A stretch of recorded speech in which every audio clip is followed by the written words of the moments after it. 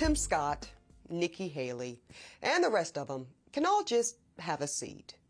And that's because the 2024 Republican presidential primary will be about one thing and one thing only.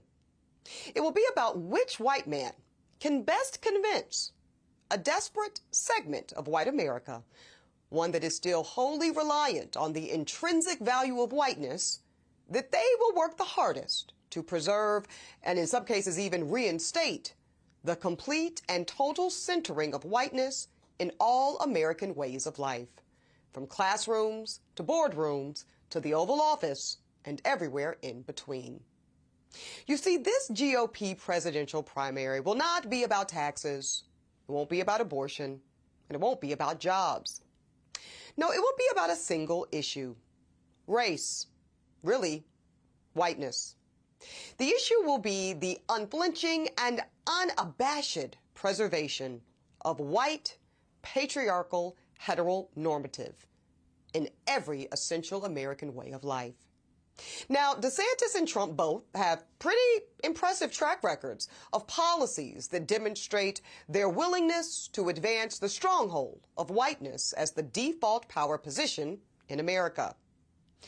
And you can now expect it to get even uglier and more nasty, more overtly anti-black, more misogynistic, more trans and homophobic, as these two poster boys for white mediocrity fight to the death to be the heroes of this particular type of desperate, insecure, and angry part of white America. Now, I keep saying this segment of white America, right? And that is because, thank God, and I do mean that literally, not all white Americans need to be white. Some of them just happen to be white. And there is a big difference. See, when you need to be white, you are either wholly or partially dependent on the innate centering of your white identity in order to artificially advance you socially and economically in America. Said another way, if you need to be white, you're insecure.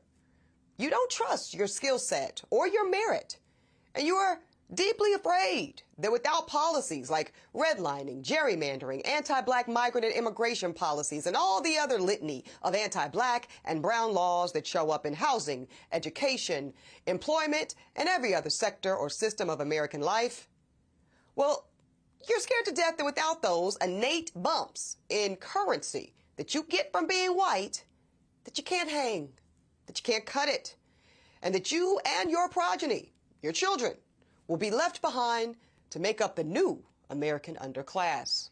So yes, those particular desperate whites, they'll do about anything, including storming the U.S. Capitol and even taking white lives of Capitol City cops and, of course, 32-year-old Heather Heyer. She was killed in the Charlottesville riots.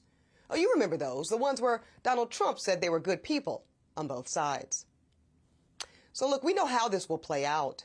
And I suggest that Black America and that segment of white America that just happens to be white and is secure enough to play in an America that is truly equitable and equal as a playing field, I suggest we all prepare for things to get a lot worse before they get better.